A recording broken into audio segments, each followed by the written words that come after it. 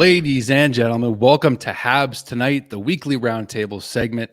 Hope everybody's doing well. The Montreal Canadiens are doing well. We are we're on a 5-game winning streak, guys. And before we get into the content today, which by the way, we've got a lot of stuff to go through as the Habs set out on their 4-game Western road swing here in Western Canada. And it's we just had it the other day. We talked about it with John Liu on our 1-year anniversary. So Habs Tonight again is officially 1 year old. It's been a privilege to have you all journey along with us, as you know, and we just want to thank you again for that. And by that, we're also, like we mentioned on John's episode, we're offering a promo code on our website for 20% off of our merchandise. So right here at the bottom of the screen, you can use the promo code Habsitivity, coined by the Habs Tonight team, if I may say so myself. And then, of course, there's tons of great stuff. We got the hats, we got the hoodies, anything and everything that you want, stuff for kids as well. So if you want to support the show, become part of the team here at Habs Tonight in an even deeper way, we'd appreciate that, of course. And all right, guys. So before we get into it, also, I want to mention that some of the Habs Tonight team did get a chance to meet over the weekend at the Ottawa Senators Montreal Canadiens game. Here's Shaner, Damon, and Marco representing the Bleu Blanc Rouge, and quite literally with the jersey color selection. So I don't know if that was planned or not, buddy, but you guys had a good time, eh? That's a complete coincidence. We were in the wrong order, though, so we'll have to fix that for next time. Hopefully there is a next time. But no, it was a lot of fun meeting the guys, and we were treated to a good game, too. You know, the Habs win 2-1, all thanks to Mr. Lehkonen and the Habburglar himself. So it was a lot of fun, and it felt like a home game. Let's be honest here. Yeah, well, we heard the crowd, right? Like, and even the Habs were saluting, waving to the fans on the way out of Canadian Tire Center. I'm like, oh boy, Senators could not. The Senators probably didn't like that. Sorry, I muted myself. My dog Sherman's snoring in the corner. So if I'm muted throughout the show, it's because my pug is snoring.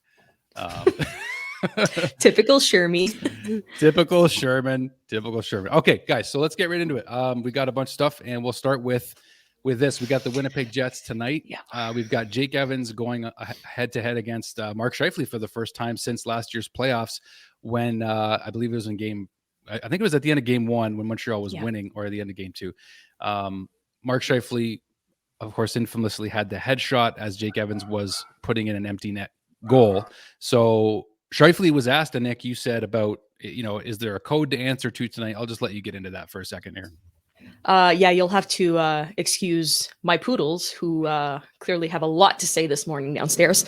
Mark Scheifele, who basically in his pregame interview earlier, I think it was about an hour ago, says what code, because, what player doesn't know the code, but also says that if Evans wants to go ahead and drop the gloves, that he'll answer the call and drop the gloves. But I mean, you're not going to see a guy like Jake Evans, who's concussion prone, drop the gloves. He's got a lot more stuff in his head and priorities than dropping the gloves with Mark Scheifele, who got suspended for 4 games and was punishment enough. I believe that sweeping them in the first round was punishment enough. And tonight, just play your game.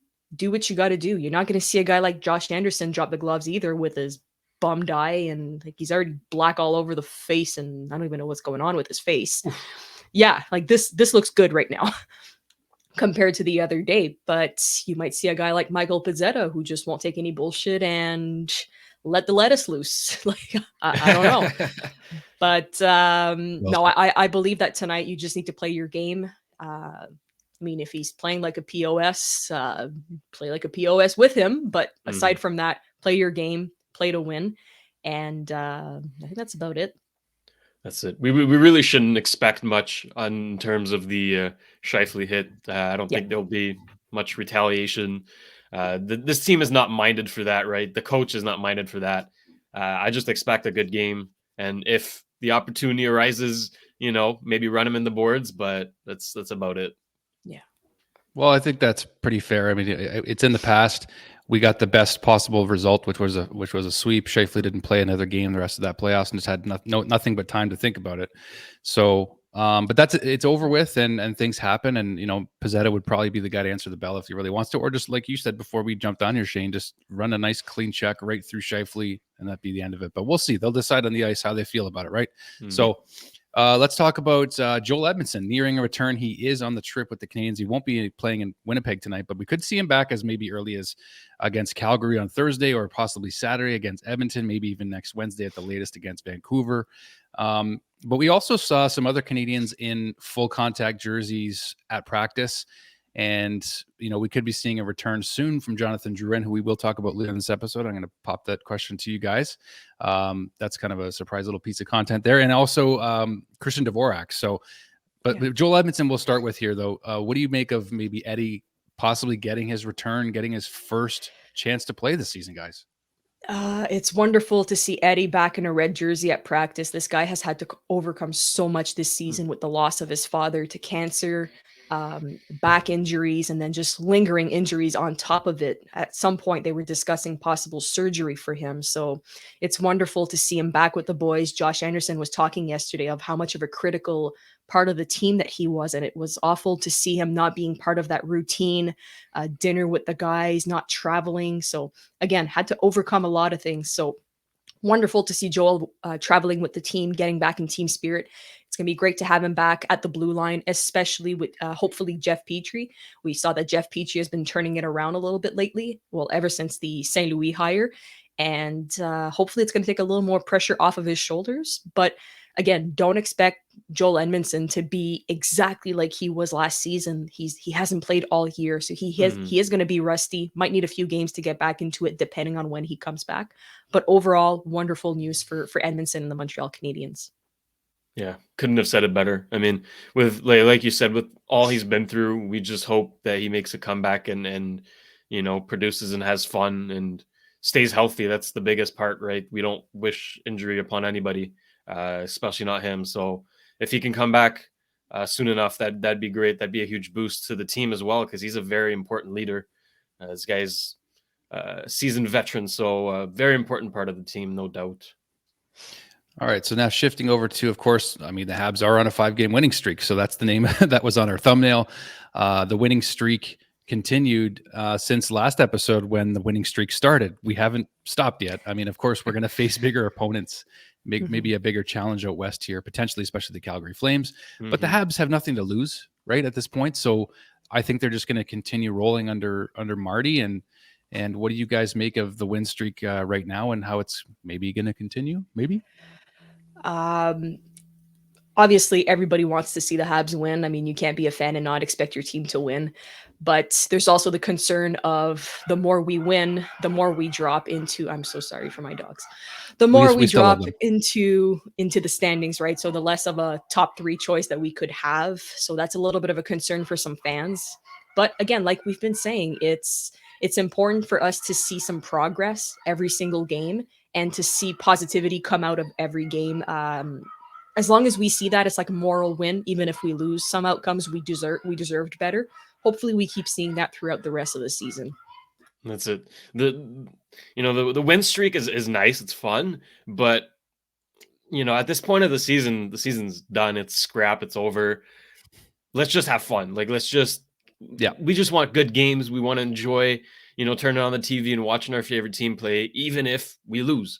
So I think we're in that good streak there of good games, even when we were losing with Martin St. Louis. The game against Washington was a good game. So I think that's the most important part. That's what I hope continues, even if we do lose, as long as it's entertaining and it's fun. And I think that's very, very accurate, because that's been a good way to describe how the hockey's been again lately, and that it's very true. We'll let Anika, her dogs are very, very excited right now. So that being said,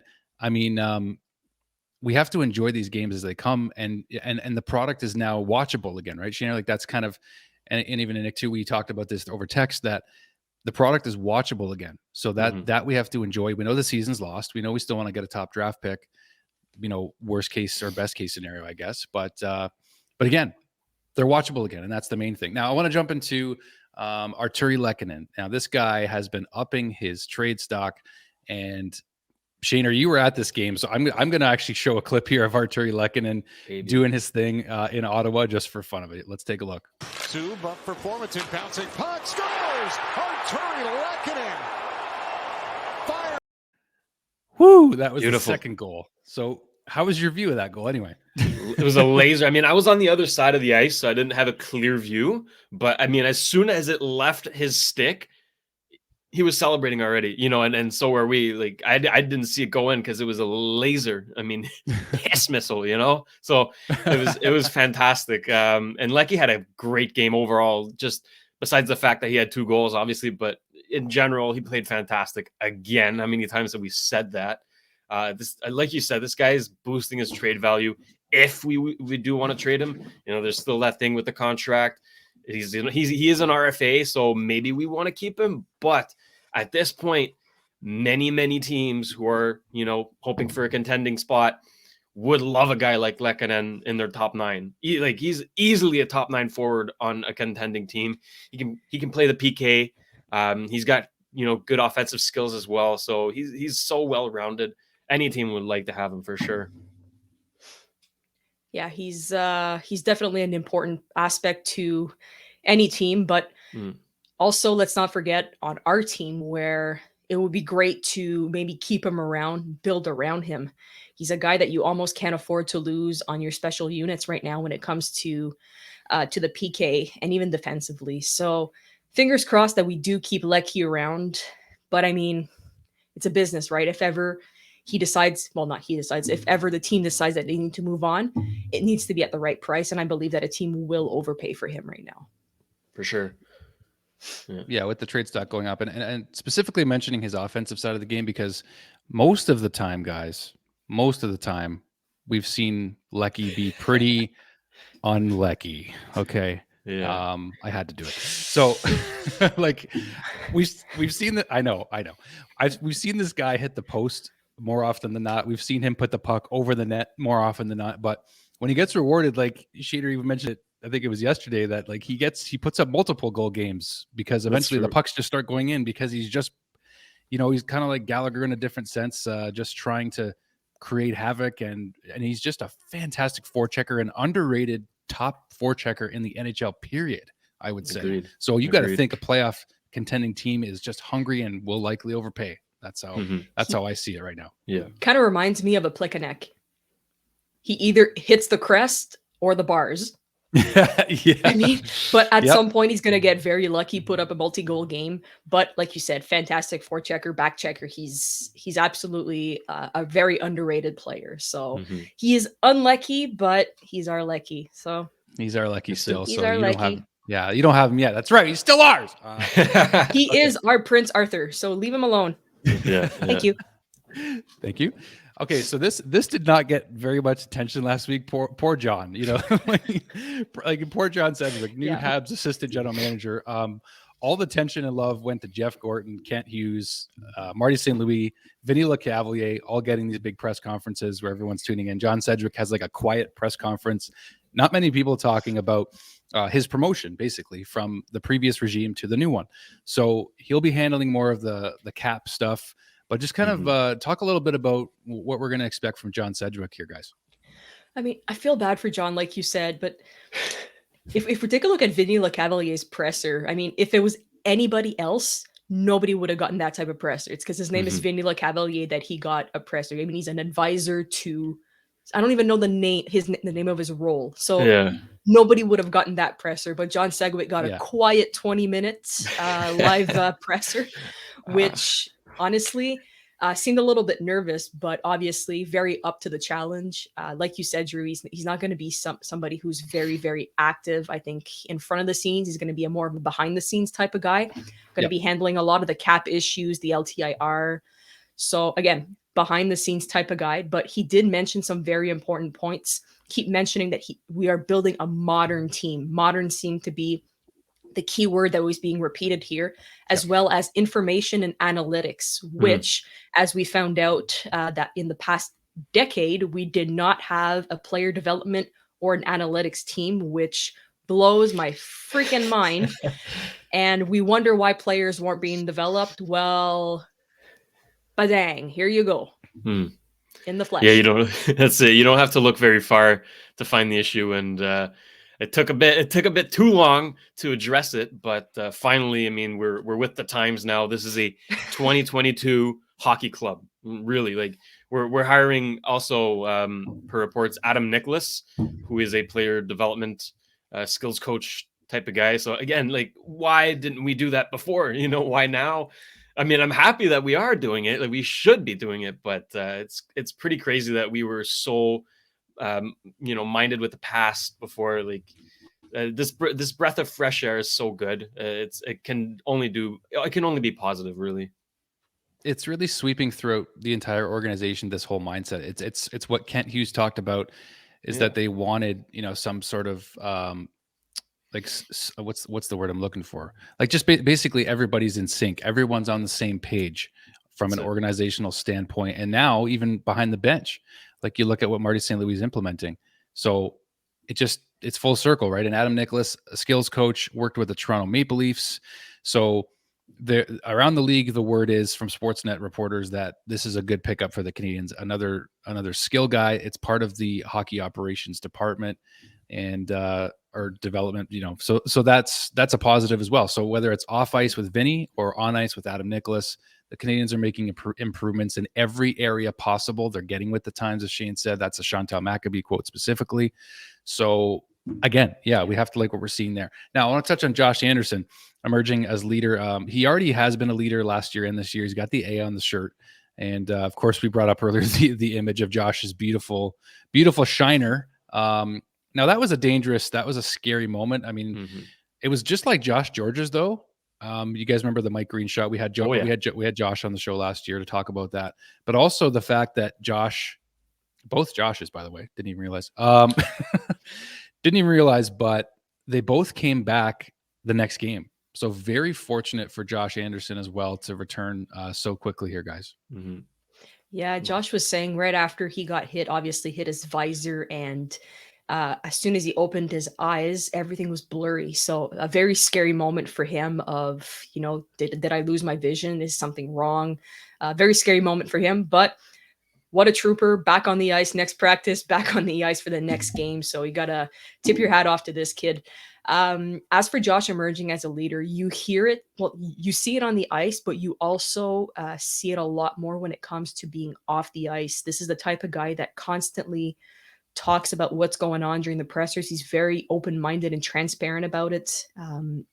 Talks very well about his teammates and deserves the A on his chest. And it brought us to the subject a few weeks ago of when the time comes to choose a captain, you can't scratch his name out yet, because he is the type of leader that you might just need. So very deserving of that A. Very happy to have Josh Anderson on the team. And I'm hoping that we saw his name circling in the rumors a few weeks back too. So I'm hoping that he sticks in Montreal. And I think he proved with that first line that he's deserving of being here and he wants to be here. So fingers crossed it stays that way.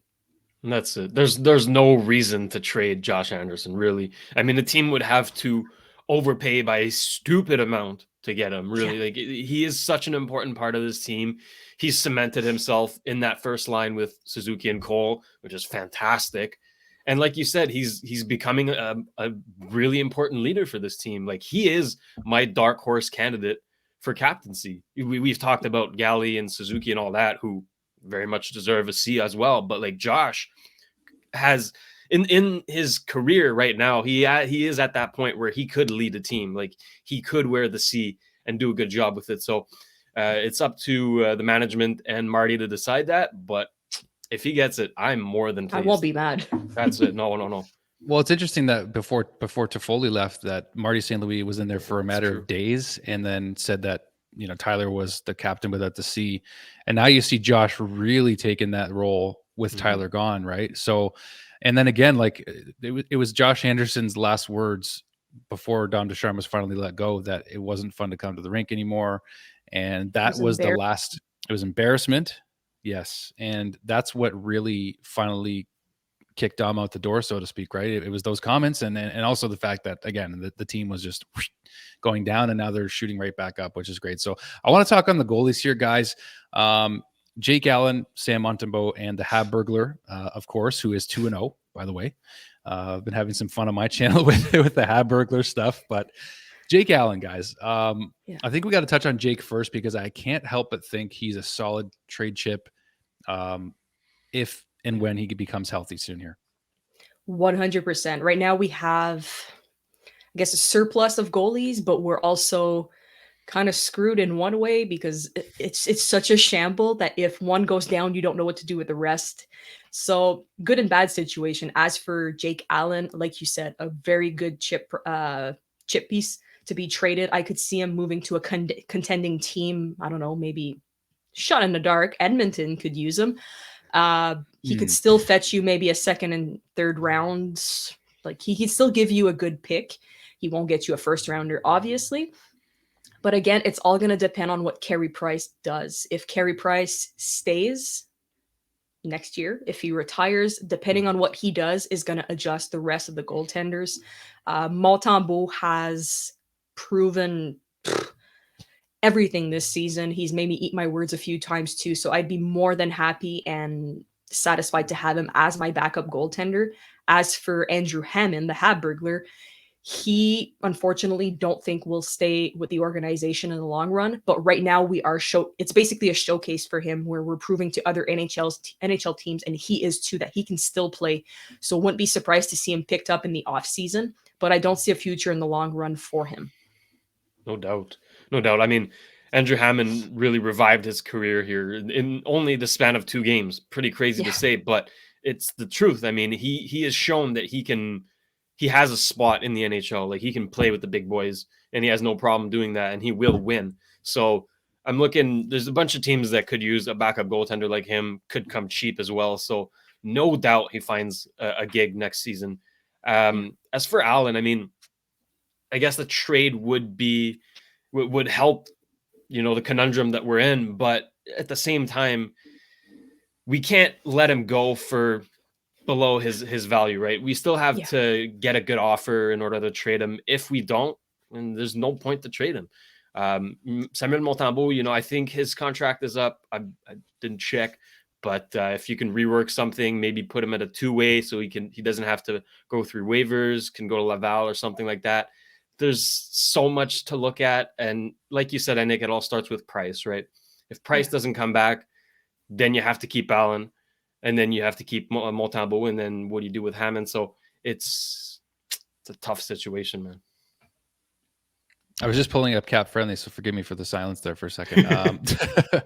But I'm just going to see. I'm curious myself, and it looks like Sam Montembault after this season, he would be an RFA though, which is interesting. So he is a restricted free agent with the Canadiens, but you can't discount what Sam Montembault has been able to do in the short term. He got a rough start. He got thrown to the Wolves. Roster was just completely in disarray. The structure was in disarray at the beginning of this season. And then now Sam, I mean, like now we're happy for him, right? I mean, everybody was struggling. Jeff Petry's his old self again. Just players that were struggling the most are all of a sudden having this calm and peace about them that allows them to play their game.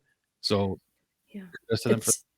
it's probably the best thing that could have happened to his career too. Like on any other team or even on this team, if let's say Allen and Price would have came back, this kid would have seen maybe a handful of games this season and maybe not ended up anywhere. So the fact that he was able to push through and be put in the worst situations, you saw his progress. So is he at the top of his line for progress, or does he have more to give? Only time will tell. But this experience that he's getting this season is the best thing that could have happened for Samuel, and gets a shutout out of it last game.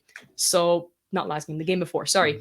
So very deserving of that. You saw how happy this kid was. He's the first Quebec-born player to do it since José Théodore or Marc Denis or something like that. Like it was absolutely insane, that. But very happy for this kid, and hopefully he's got a bright future ahead with this organization. Yeah, you know what? And also, even Andrew Hammond, after making his return to Ottawa the other night, the smiles, the burgers thrown on the ice, like just like talk about turning, like this is like your third and fourth string goalies, like just finally enjoying themselves, and just it's percolating throughout the team. Like the positive effects are just trickling from the Marty St. Louis effect, and that's what I'll go into next. We got just about 2 or 3 more quick points here I want to touch on. Marty St. Louis non-negotiables. John Liu touched on it because he was the one who asked the question. John Liu talked about this on our show. So just get into maybe, we don't know exactly what the non-negotiables are, but whatever they are, guys, the players have bought in on whatever Marty has laid out in terms of what he will not tolerate the guys not doing. So Yeah. just talk about that a little bit, guys.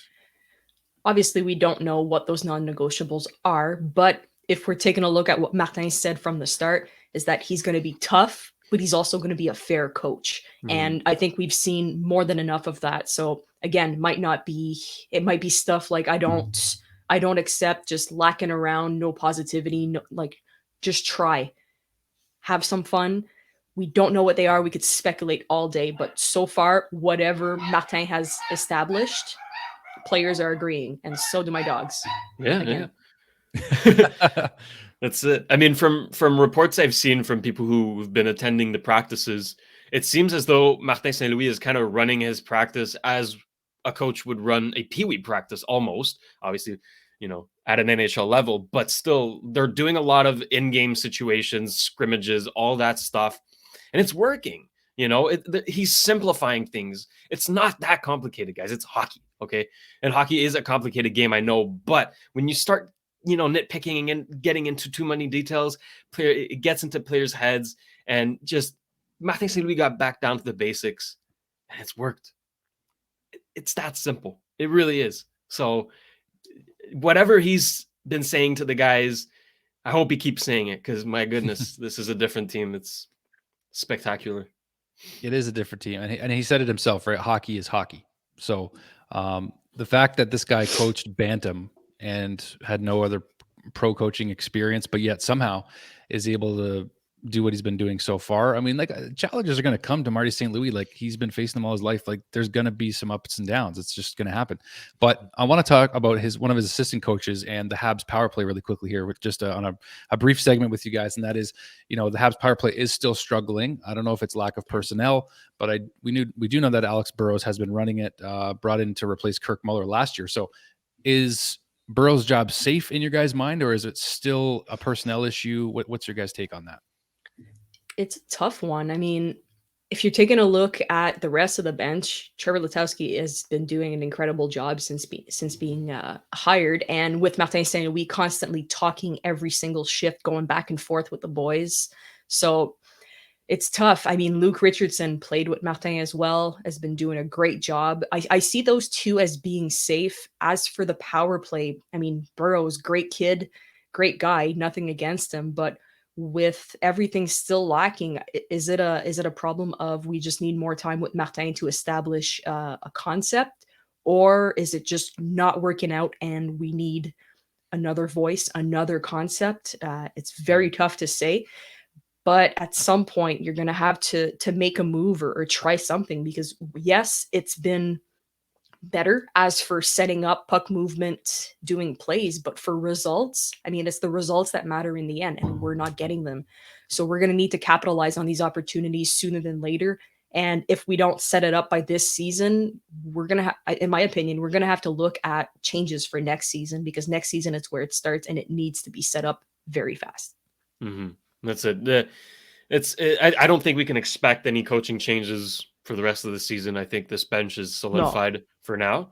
But like you said, during the summer, there needs to be some discussions. Is St. Louis comfortable working with Burrows or with the other two guys as well? He gets to pick his assistant coaches, right? He gets to pick who's with him behind the bench. And I don't think Burrows will be fired, but I've been wrong before. So could be, but I don't see the need, because I remember when he was hired in place of Kirk Muller, or I guess promoted because he was with Laval, the change was instant. I mean, you could see the change right away. And there's been some glimpses of good stuff from the power play all season long. It's not been great whatsoever, but there's been glimpses. Okay, like if everybody's healthy, if we get a good system going, there we go. We got something good here. I think the big part is we're missing some key players. Dvorak could have a big impact as well on the power play. He's good in front of the net. So I'd give him another season or season and a half, and we'll see from there. But I don't think he'll get fired. Well, that's a good observation too, and also Jonathan Drouin. So I think personally that Dvorak, Drouin, power play guys, we're missing them as well. So that's basically my final question for you guys. And maybe we can put Christian Dvorak in here as well. But how will a player like Jonathan Drouin, a guy who's been trying to get his feet back, a guy that has had the spotlight on him for so long, the mental health stuff came out into the light, and now he's dealt with it and still dealing with it, mind you. But we've seen a change in Jonathan Drouin when he's been injured, of course, but we haven't seen him under Marty St. Louis yet. And we haven't seen Christian Dvorak under Marty St. Louis yet. And I know there's been criticism, especially for Dvorak's play. I haven't minded him as much as some people, but what do you think the difference will be in these two players' games with Marty St. Louis as the coach? I think we've been hearing a lot of the same thing over the past couple of years with Jonathan Drouin, is that we're not seeing what everybody was expecting.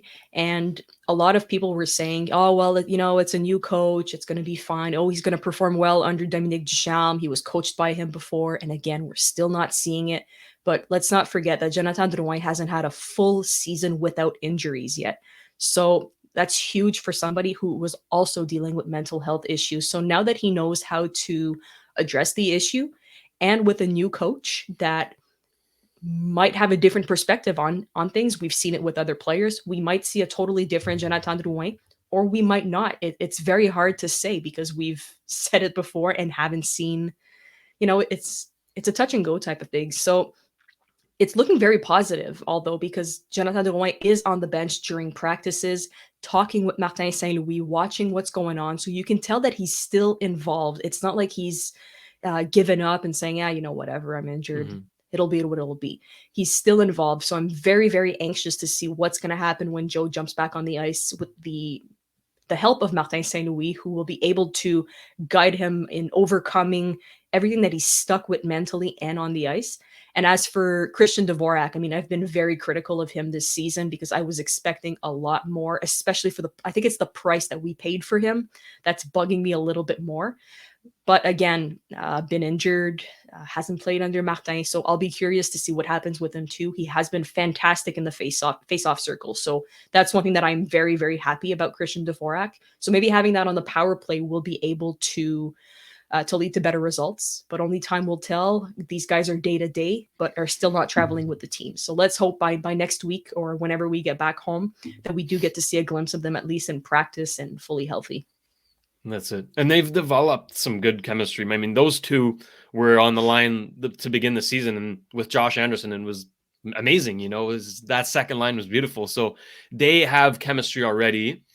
And given some stability and good opportunities, which Martin St. Louis will do, I'm not worried whatsoever. I think, if they're put on the same line together, let's say they slap them on the second line with Galley, could work, could work. Yeah. They're going to have big minutes and give them some power play time as well. I'm looking forward to it, honestly. I think could be really, really good. Yeah, the time management is going to be great because we've seen a lot of it from Martin St. Louis. So maybe he'll be able to manage those guys a little bit better, and you might see some different results. Mm-hmm. All right, had to unmute myself. Shermie was barking at someone outside. I don't know. Our dogs are excited my today. dogs. Yeah, you can hear Cooper and Alex over there. Okay. Yeah. So guys, that's a wrap. It's a little longer roundtable we had today. We had so much to cover, but so much to talk about with this Montreal Canadiens team. It's amazing what happens. It's amazing what wins will do. You guys have been tuning in more to our show when they're winning. What a concept. That's kind of how it goes. We are like the players. We're built for winning. That's what we watch for. The excitement of the potential of winning and again, having a winning team again. So it's the winning mentality that the Canadiens are working on getting back. And I think that they're already there to start with, and it's only going to get better. So again, as you can see at the bottom of the screen, guys, 20% off at our habstonight.net store if you want to grab some merch. Habstivity is the code that you can use. Our 1-year anniversary, we celebrated that. That's why we're doing it. And just want to thank you guys. Of course, like and subscribe if you're enjoying what you're seeing. Become part of the team here, and we'd be more than happy to have you. So thank you guys for jumping in today, and we'll be seeing you guys again, of course, very, very soon.